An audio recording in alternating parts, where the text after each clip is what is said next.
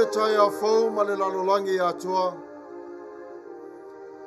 O le ni aso pa ia ua whaia e le atua mo i tātou malava. O wā ua uru whale oro nā nganga te tonu ia te i tātou. Whape nā whoi nā asi atu i ai o loto mwhinengalo mā nganga. Ua pa ia ai o lau taulanga e te vivi i atuai i le tua. A wā o lana whaunga, o lana wha Manuia, ma lona wha moi i le tangata vivi i atu i ate ia. I le moni ma le wha maone, i le suafa o ke riso Yesu. Wala whai mai i le Manuia vi ia lo tātou matai i le langi. A wā o lona alofa ma lona anga le lei. Tātou Tapua'i atu ia i le tua.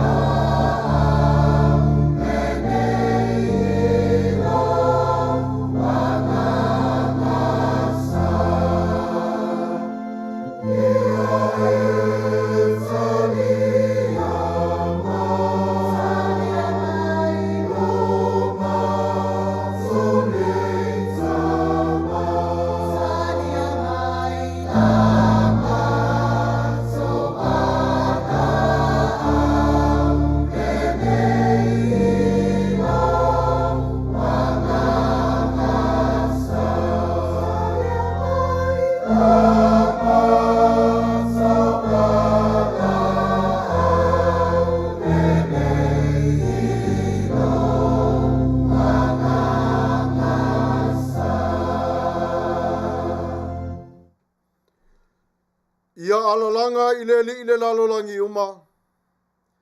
Ia outou au na atu i le ma le fia.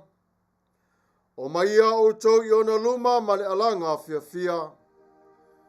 Te talo le anganga Paia. Le tualo mātou ta mā Paia. O le au le langi ma le lalolangi. O le atua foa. O le atua alofa. O le atua o le anga le lei. O tā pāla ua whio i le nei lava i tula. I le awa ma le mingao e te tawai. Mātou te wala au i la ua whio. I le anganga pa i o la ua whio e whapa i eina aio i mātou nei ma le nei Sauniga. Le tualo mātou ta māpa ia. Talio la mātou nei wala au e alatu ia Yesu Keriso lo mātou wali i malo mātou whaola. Amene.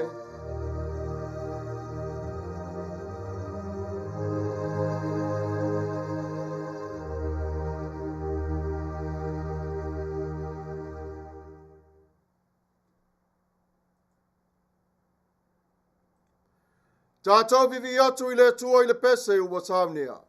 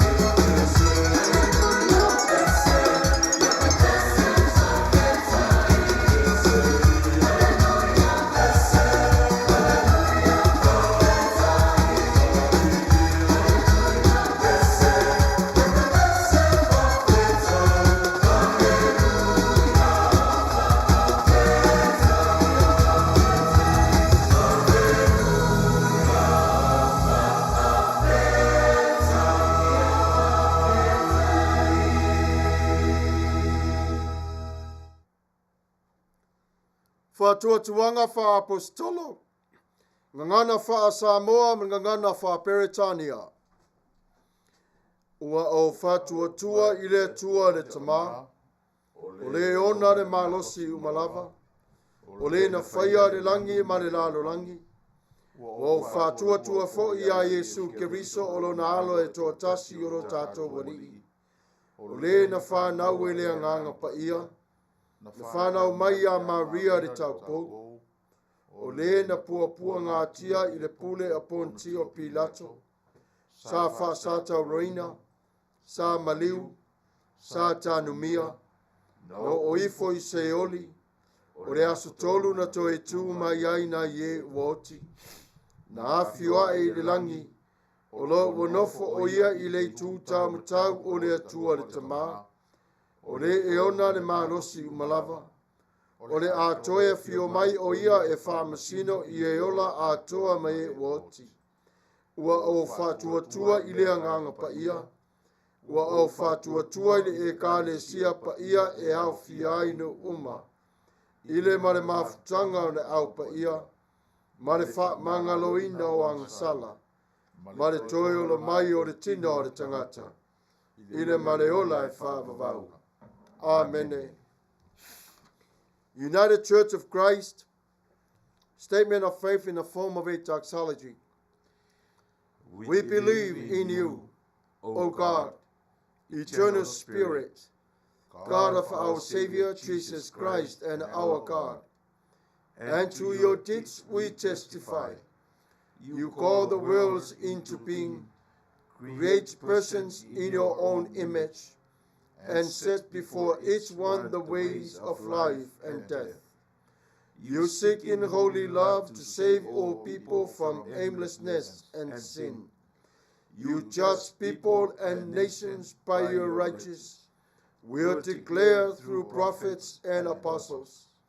In Jesus Christ, the man of Nazareth, our crucified and risen Savior, you have come to us and shared our common lot, conquering sin and death, and reconciling the world to yourself. You bestowed upon us your Holy Spirit, creating and renewing the Church of Jesus Christ, binding in covenant faithful people of all ages, tongues, and races. You called us into your church to accept the cost and joy of discipleship, to be your servants in the service of others, to proclaim the gospel to all the world, and resist the powers of evil, to share in Christ's baptism and eat at his table, to join him in his passion and victory. You promise to all you trust you forgiveness of sins and fullness of grace, courage in the struggles for justice and peace, your presence in trial and rejoicing, and eternal life in your will, which has no end. Blessing and honor, glory and power be unto you. Amen. O tātou tārusanga, whawhitai whatusenga manaonga, o le amolia le tiakono, sa ngala whai te taman.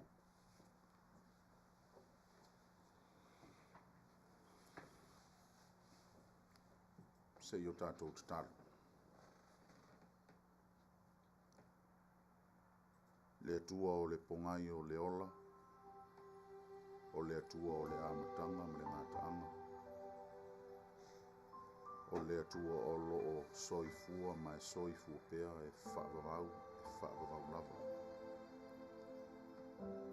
O lo mātou tūtūrai i o uma i nei fo i vaenga o le aso, wa atofaina o le aso Tapua'i o lau whanau whaale whaatuatua i ate oe o lo lātou malo mātou atua.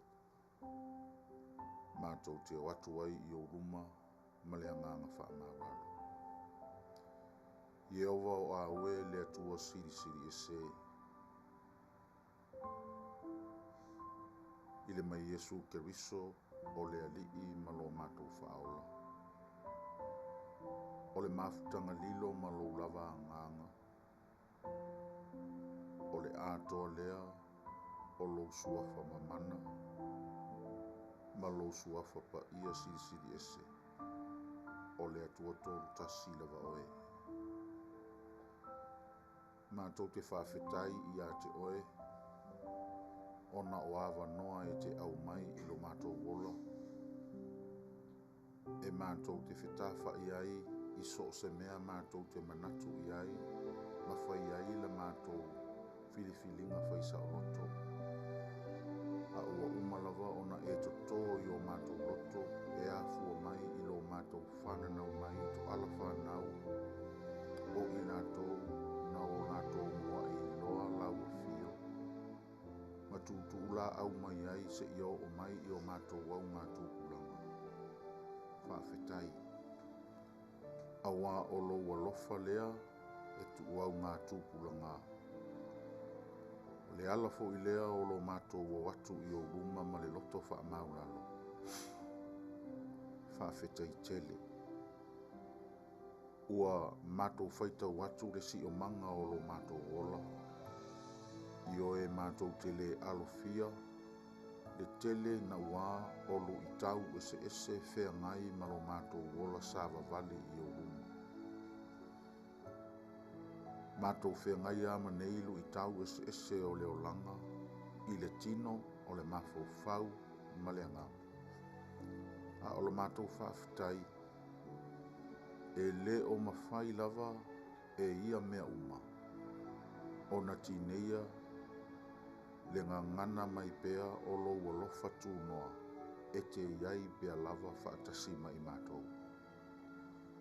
O le ala lea e mātou te whawhetai ai, ona o sa mātou wawa noa i o luma, e whai ai lo u leo whaatau waa, ma leo o le au lotu, le leo o le au nanga lau li tio, a o le leo foi o i latou uma o whaalongolongo ma moli mawina, le Sauniga ma le Tapua'i ma whai atu i Atua. Se i o mātou whape atu, ua whawhetai alofa. Ua mālie lau vala au. Ma wa o lau vala au alofa lea, lave manuia ai i mātou, o mātou ainga. Le atua whawhetai-tele, tua nai foi au o le nawa i sa, o le tangata malana i le mea ua e whaasino matatofi e vala auai, vala aunga ese. A fua mai tutono o ainga, ngā luenga, o awa onga, o Faalaua'itele, company, se i o lava i upu whai o malo. Mātou te whawhetai i lau whio. Awa o ia lava sina ese ma le totofi o i mātou, i le whati nonga o au nanga. E tau walunga mea uma i lo mātou o mai whaatasi e mātou te whape atu i a te oe ma le loto wha maulala. Ana sea noa oe, e whaifua lava nā fuanga ma wha moe nga uma. Whaafetai i lo walofa ma lo wanga li lei. Whaafetai ta i malanga, ua uma lo mātou whaitau i masina, o aso, ma vai aso, ua mātou wanga i atu lava i na toe i na mātou whaitau i tū la. A o loo e ta i malanga o no sai pea, i lo mātou whatala le, i lo mātou le au langona, i lo mātou wā i tui, ma le tele o le ano o mātou sori ngatu la fono e whaia i o a o le whaafetai lava lea e masusu pea i o mātou loto wha maulalo i a te oe. O nao se awa noa pea e mātou te wha pea atuai i awa le tamae. Talia mai la mātou whaafetai. O loa nganga ma le taita maina o i mātou ma mātou whainga whiliwhilinga. O le musumusuina o mātou loto i whaai unga whai. Whaafetai-tele. Awa o lo mātou mā losi whaasili lea, ma lo mātou malua papa lea, o lo lava nganga whetalai ma musu i ate i mātou. O aua fionga, Folafolaina ma whaamanatu mātou whaitau fo'i masai ma mawhauwhau a tili pēr ia. O le sosia o Manuia o le ola i le tino, o le tamau a inga ma fua o ngā luenga o mātou lima. Ua mātou whaasoa, ua lava matutoe, ua mātou whaafitai ei fo'i i a te oe. O la mātou whaafitai ona o lautala lelei. A oa oina ai i mātou, ma o mātou a inga, i le ala e tonu matao ona mātou sava vali ai. Ai maise o le whaafitai sili ona o Keriso. A o mātou sauni atu e whaamanatu, le aso na soifua ai e whaapei o i mātou fo i le whananau mai i le manawa o le tina. Mātou te whaafitai ona o le aso tau. A o le mātou whaafitai ona o lona suafa, ai maise o lona mānu mālo ina uatini tau le whaamoe moe whaalea tua o lau o fiolau.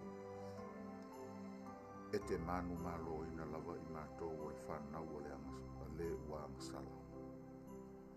O le ala lea e mātou te oifo ai ma le loto wha maulalo i o uma, ma mātou whātoe se atu. Ua mātou se, ua mātou whaale tonu, ua mātou wā i tui, ua mātou sori muri vai i tūlanga vai, o mātou ua i mātou. Ai mātou te o atu lava i lalo ifo le tafu'e o lo sa tauro i to tonu o mātou loto ma le loto wha maulalo. Mātou te taritonu e lava matotoe lo ua lofa wha pale ma lo ua lofa wha māngalo. E ui māngalo ai matalia i na pea i mātou le whanau o sala. I lea lava alofa tōnoa. Ia e alofa wha māngalo i mātou. O le vāta ngata o i mātou i isi, lea li ie o le vā lava lea pa ia malau fio. O mawhauwhaunga o mātou loto, o upua o mātou mutu, o le laa o mātou vae, whetā ngofi o mātou lima, o le vaainga o mātou mata. I o e lea li ie, e le ai lava sa mea e tasi o nāla sanga uma ua tōnunga ai i mātou whea ngai malau fio. A o la mātou o lenga ma le wāla au. Pe a tusa ma lo fina ngalo. Wha pale maia i lo mātou whaatara le ma lo mātou whaatamala. Wha mā ngalo i mātou.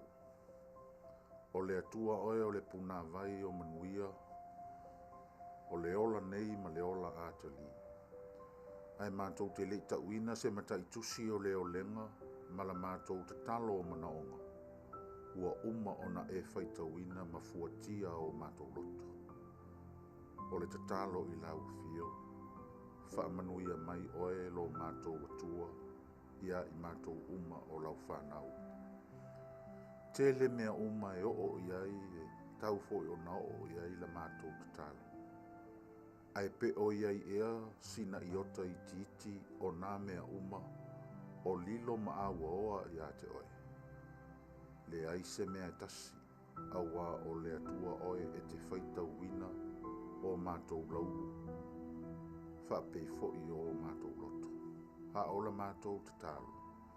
Pe a tusa ma lo fina ngalo. Tatala maia le puna vai o au whaamanuianga e sosia ai o tangata. Whaamanuia le tangata ma lana whea ngai. O mātou wala awina ese i tiute ma whaiva. O mea alofa mata leni i so o se mata fale o whaatino i nai. To tonu o ainga, o awa onga, o ngā luenga, o company, o le whainga malo, se ia o lava i lau e ka le sia Paia. Ta maa e se i e alofa. Tau to alua ina pea, a mātou au nanga whai ese. Au mailo wa nganga, sanga Mafuta ina i mātou. A o mātou whea ngai fo i malu i tau mālo losi o le ola. Mātou langona lava i le tele o taimi toe lava ina a mātou whano. Toe lava ina a mātou furitua. Peita i ane, o lo nganga ma lo mana. o le ala lea o lo mātou whaololo ma au atu. Tamae pe a whai e tusa o mātou whaanaunga ma lo fina ngalu. Au maia le nā e tama ina i pea i mātou. Se ia o lava i le unga e te fina ngalo ai. Mātou wala au i lau fio i lau tala le lei. Ai mai se o lo mātou wha i lo atu i le larolangi i te le wha tanga o i tutonu i ate i mātou e ala i le alofa. O la mātou te talo, lea li ie ua e o i mātou. O mea noa lava mea uma mātou te whai. Pe a whai e ave e sea lea lofa wha lea tua i tutonu i ate i mātou. Lea lofa o nusai o lea lofa wha pale pale o lea lofa wha mangalo o lea lofa e wha ngalo ai i mea uma. O mātou wala au i lau fia. O oe lava e te whaia mō mātou pe a tusa malo fina ngalo. Ta inga o lo watu no, whai ngā malo e lua o Samoa i sa e ma Samoa i Faasifo. O lau e ka le sia i tutonu o nei motu ese e lua ma whai ngā malo e lua. O ona tangata no o se ia o lava ia i mātou ma mātou whanau. O la mātou tatalo i a te oe. E le aia se mea e tasi e tonu o na mātou whai. Pe a whai fuaina ma oe o lo mātou matai. O la mātou o lenga, tātou ma oe i lei unga o le nei tausanga. O lau wāla aunga whaale tala le lei whea ngai ma lau au whai ngā luenga fola. Mai se o le nei aso ma le alu o lau whe au whaale pule laa. Alu pe ia ma le mana ia tō whasi nā ini a nganga sa tele. Mō oe ma lou ma lou. O la mātou tatalo. Alo whaina Sauniga whea ngai ma lau au auna. A tau talaina ma fola lau TUSI-FAITAU. Mafuta mai lo nganga e tonu ai ma Manuia mea uma. Le wha moe o lau e ka le sia e a lau whai au ma lo Alii i wha au uina, mo le au ma le ngā luenga ma le wala au. E tu uina atu pea i o luma. Ia whaia pea e tusa ma lo fina ngalo. O la mātou tatalo lea ma leo lenga, atu i le sua whapele o e ke riso le Alii ma lo mātou whao.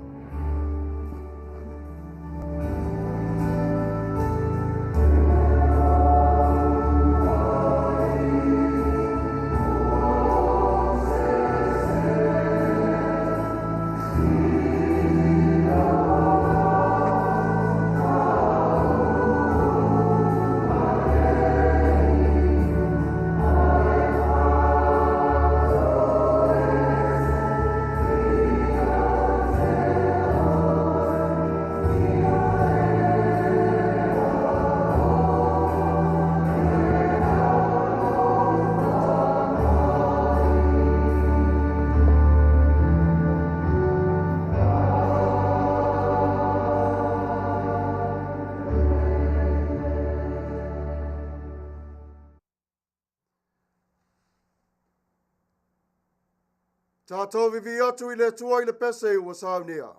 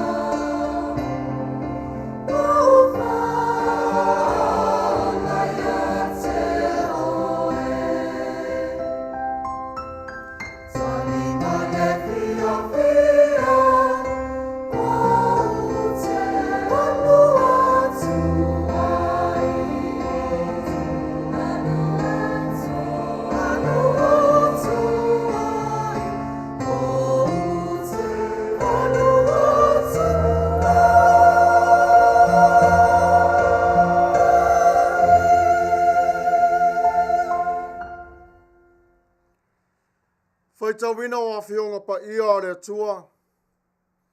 Ngangana fa Peritania, ngangana fa Samoa. The reading of God's word in English dialect and Samoan dialect. Our Bible reading for today will come to us from the New Revised Standard Version, from the New Testament, the book of Acts chapter 2. I will go to read from the verse 37 to verse 47. From the New Testament, I will read from the book of Acts chapter 2, verses 37 to 47, and then continue on to the Samoan version as well. Let us hear the word of God. Now when they heard this, they were cut to the heart and said to Peter and to the other apostles, Brothers, what shall we do? Peter said to them, Repent and be baptized, every one of you, in the name of Jesus Christ, so that your sins may be forgiven, and you will receive the gift of the Holy Spirit. For the promise is for you, for your children, and for all who are far away, everyone whom the Lord our God calls to him.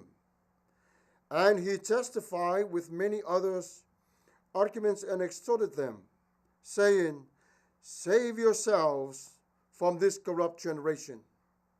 So those who welcomed his message were baptized, and that day about 3,000 persons were added. They devoted themselves to the apostles, teaching and fellowship, to the breaking of bread and the prayers. Hour came upon everyone because many wonders and signs were being done through the apostles. All who believed were together and had all things in common. They would sell their possessions and goods and distribute the proceeds to all, as any had need. Day by day, as they spent much time together in the temple, they broke bread at home and ate their food with glad and generous hearts, praising God and having the goodwill of all people. And day by day, the Lord added to their number those who were being saved. Iringangana fa Samoa, mai le whea ngāing whau, le tusi o ngā ruenga, lona Mata'u pelua o te whaitau wina mai le whai upetos marfitu, whapau mai le Faasifo marfitu, o a Fionga Paia le Atua.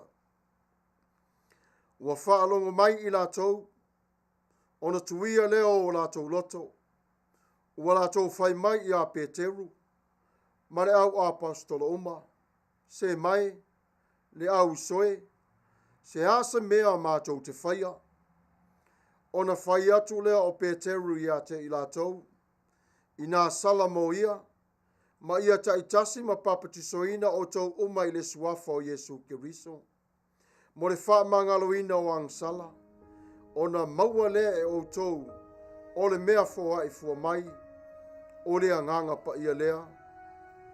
Wao I ate o tau, ma o tau whanau le mea o fola ina mai, a toa mai e ma mau umalava, o I lātou uma e wala awine le lii I lo lātou o tua. O isi upufo I tele, na ia moritino atuai le Atua I atuai, ua wha pe atu. Ia whaolaina o tau aile nei tupulanga wha pio pio. O na papatisoina lea o e na talia la na upu, ma le fia. O lea aso foi, ua wha popo ina ai pe tolu afe o tangata. Ua tu mau pea I lātou I la awa onga le awa apostolo ma le Mafuta fatas, ma le tofta finga o le areto, ma talo talonga. Ua o foi I fefe I tangata uma. Ua whaia fo I lau apostolo va venga ma Faalaua'itele. Ua whatasi fo I ua whatu o tua o malava. Ua tu tele la tau mea o malava. Ua whatau watu fo I o la tau whanua ma o loa. Ma ua tufa le tau o ia mea I tangata uma. Ua whatau I le motiva o le tangata. ua latou nonofo pea ma le loto gatasi i le malumalu i le aso ma le aso. Ua tofi fo'i le areto i le afale ma le afale. Ua latou aai, a latou me ai ma le fiafia ma le loto tele. Ua latou vivi'i atu i le atua, ma ua alofaina le nu'u malava. Ua whaapopoina le ekalesia e le li'i i aso faiso'o o e ua whaaolaina. Manuia mai o le tua i le faitauina o ana afionga Paia. Maia tu mau pe lava o lona viinga e whaavavau lava. Amene.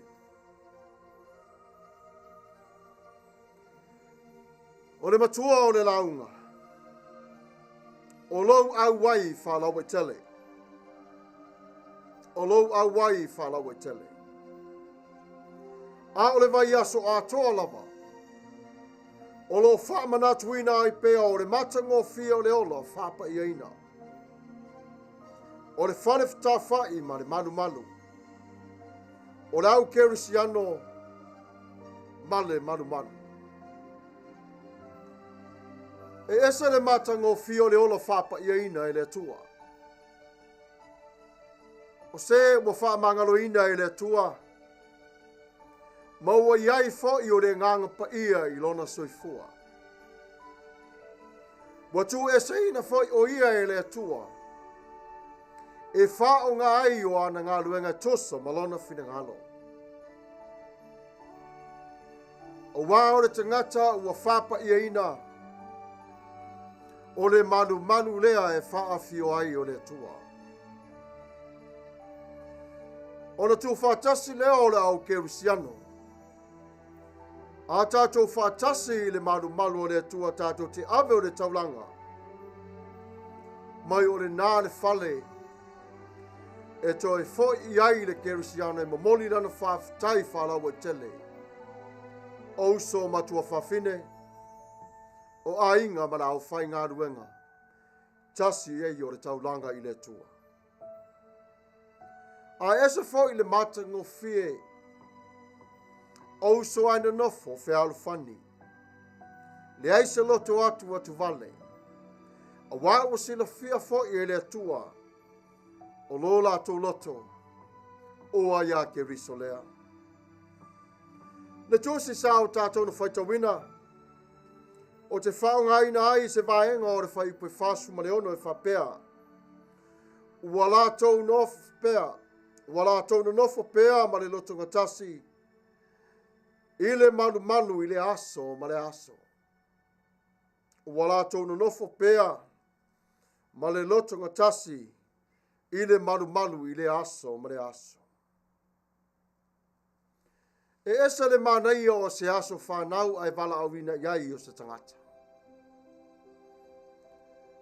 E te whātasi atu ai fo'i i le matangofie ma le mālia o anga o le nei aso. Ma e mori mawina ai fo'i le tele o mea alofa e tu inatu. O mea alofa e whailonga ai o le aso whanau. E mamori ai o le alofa o le wawala awina. I le awa noa wha auro sa tusi mai ai. O le manaia fo'i o le whatasinga le lautele whapea. E te loa e fo'i le tō tele o te ngata mo lato winga e whaalia i aso whaapene. Ona toi whaamanatu mai leo e tātou launga o le ni aso whaapea o lau Auai Faalaua'itele e ese le tāua. Aisea. Ona foi o lau mori mau lea i le tala lelei i le tasi o uso a tangata. Ai o le wala awina foi lea o e le tua Faalaua'itele te tono lotolotoi o le nganga Paia. Ma le ngā ruenga wa tā pena i ai le tua molo soifua Tapua'i. E te mori mau ai i le mātango fi o le li. E te mori mau ai i mea sa e le mawhai o le mori mawina. Ma e ilo ai o lo wha o le tanga. O le mea alofa fua i fua mai i le tua. Ma tai na e foi oe e le tua. I le alo le moni ma le faa maoni. Pei o le manatu le nā sa iai le au so. Na wala aunia I la tau e Yesu. E whaatari le awhiawhi maua lunga. Se ia whio mai o le nganga pa ia I ate I la tau. Ina ia papati soina I la tau. Ma whatau nu wina o le ngaruenga. Wala tau vaai o mea ese o malava. E pei ona launga ai o Peteru. Sa ia whao ngai nai o le tusa salama o lona mataape sfuma le vanu. I le toi wha manatu mai I le taimi o le otio tāwita a o luma na I le mesia I lona awhio mai. O le nāsa na nofo tali ai le tō tele o Israel. Ai wa toi au mai e Peteru le nei lava aso e toi wha manatu atu ai le lau tele e esa le tāua o lo Auai Faalaua'itele. Awa o lo Auai Faalaua'itele e te whesoasoani ai I le tasi o uso a tangata. E te ngalue ai mo se tasi o uso a tangata. Ane ngā ruenga lo o whaia e lea nganga Paia. I lona mana malona malos. Ai whao ngā iai oe si whawhonga o le tae whao. E esa le mata ngō whie o le whaitonga o le ni asu.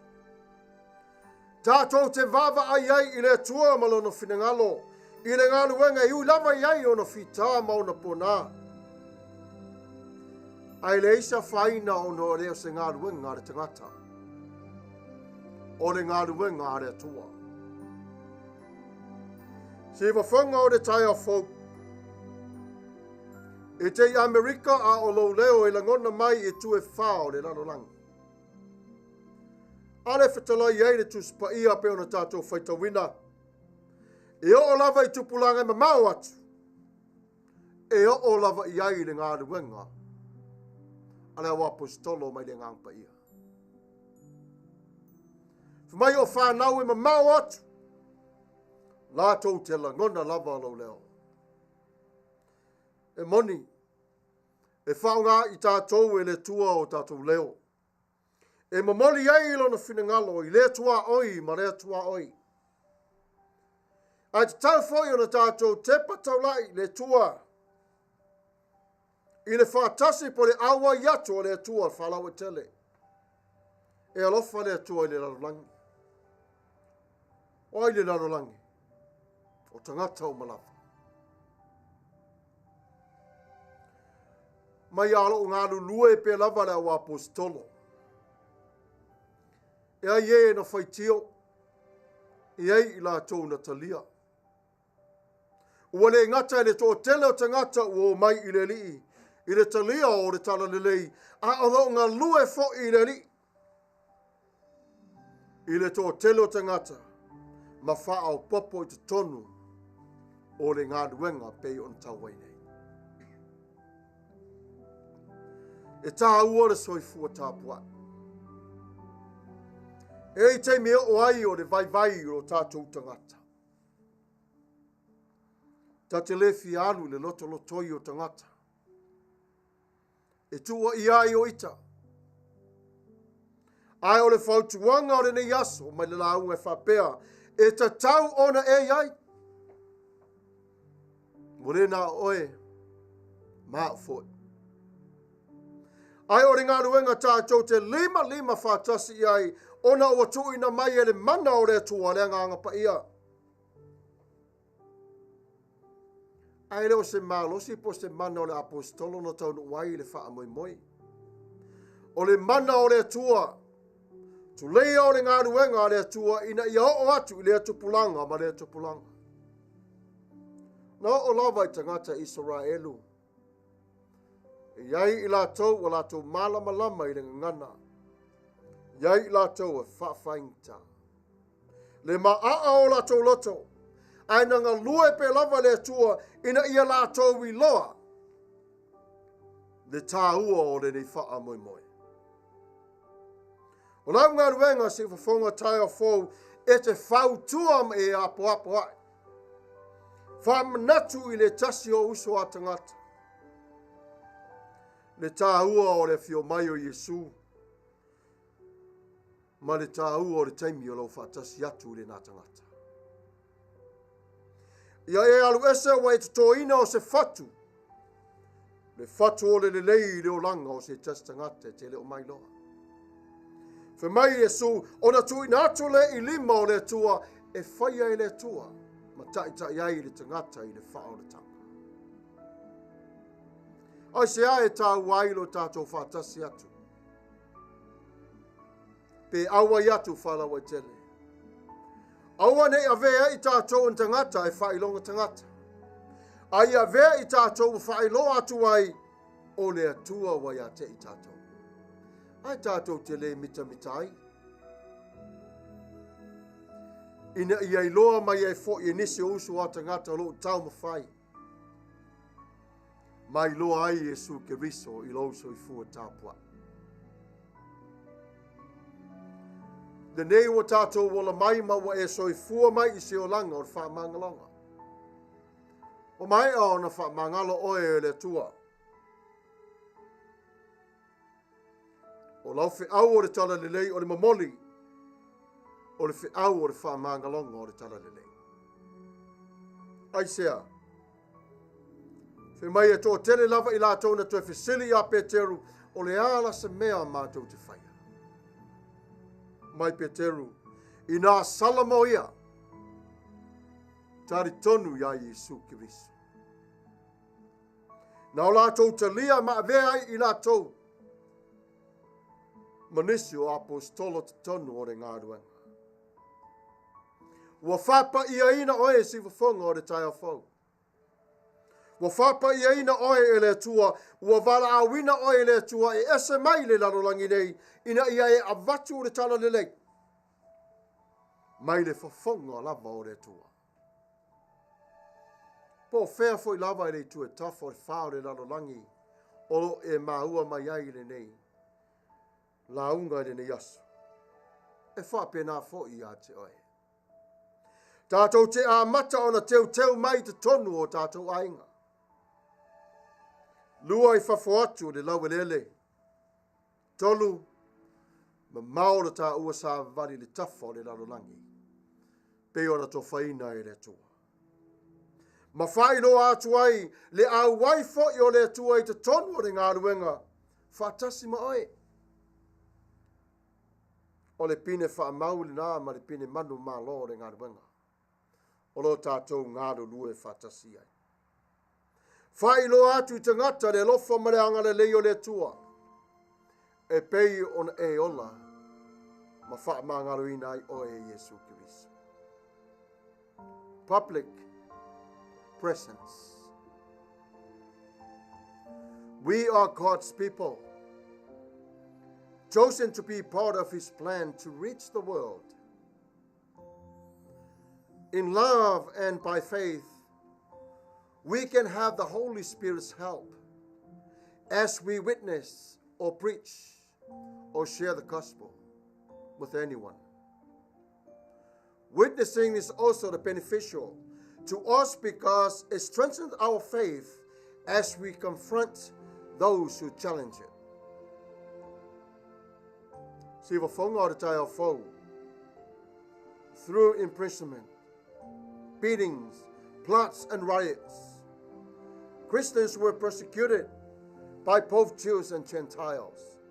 But I encourage you to continue to go forward with the word of God. It's the sword with the two edges that is in your hand. Of course, the opposition will come, will challenge you about every single step of your faithful life. But keep this in mind. It's not you.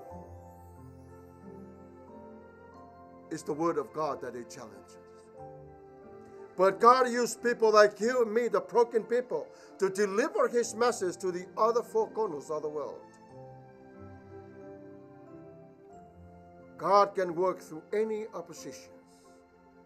Even our own self, if we have any doubts, we can ask God to clear the way for us and shine the light in our hearts, so we may all understand the will of God in others' life as well as us. When persecutions from hostile unbelievers come, realize that it has because you have been faithful witness. It's encouraging. After Peter's powerful message, we heard 3,000 people were added. And not only that, the Lord also worked, and many were added into the home of believers. Repent and turn away from the road that you're in. Allow God to forgive all your sins. Be mindful that God loves you. Don't let the enemy tell you otherwise. At the same time, let's all turn together to Christ, depending on Him with His forgiveness, mercy, guidance, and purpose.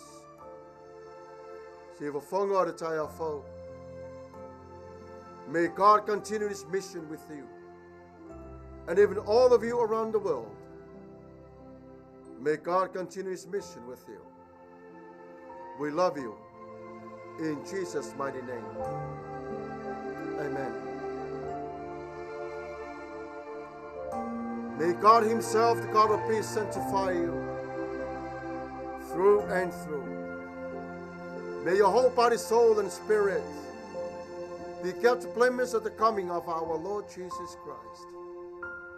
The one who calls you, is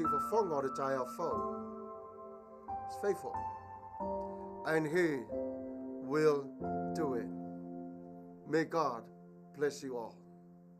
In Jesus' name, amen.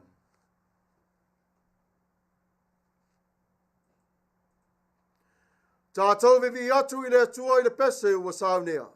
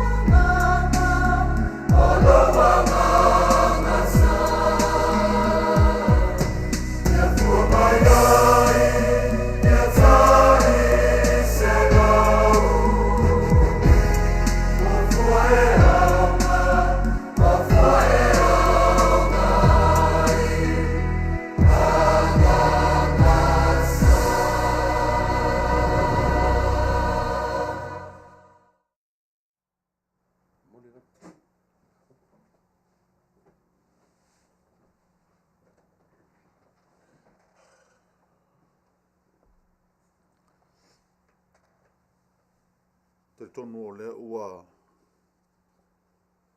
ulu matafolau le fe'au na folafola. Ma ua pa'i atu, pa'i mai, pa'i ifo, pa'i ane.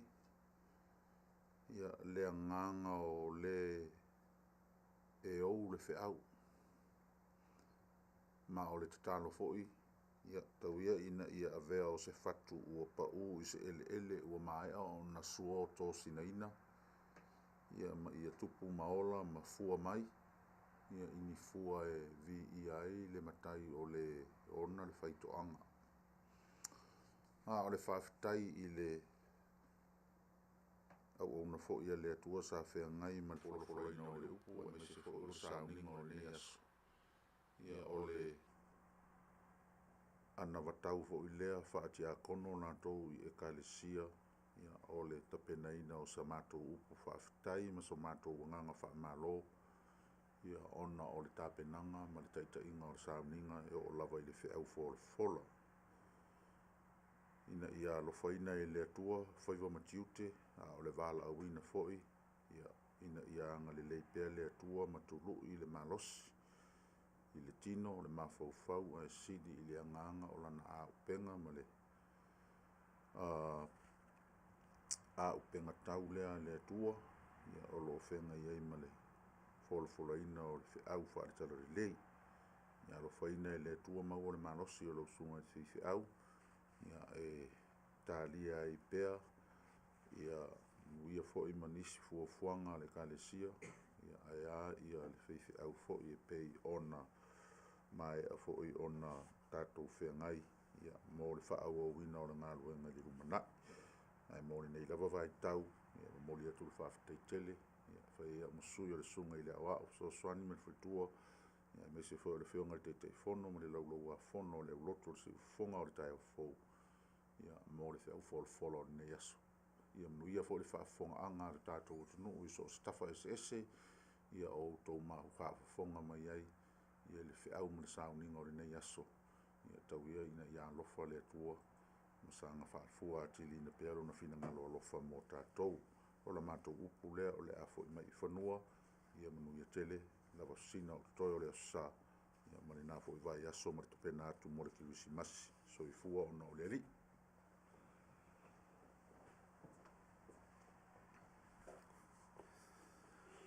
Tatou whai u le talo. Le tualo mātou tamā Paia. Le nā wailuma le taulanga a lau whanau. Whaafitai-tele lava e ala ilo wanga alofa ma le wanga le lei.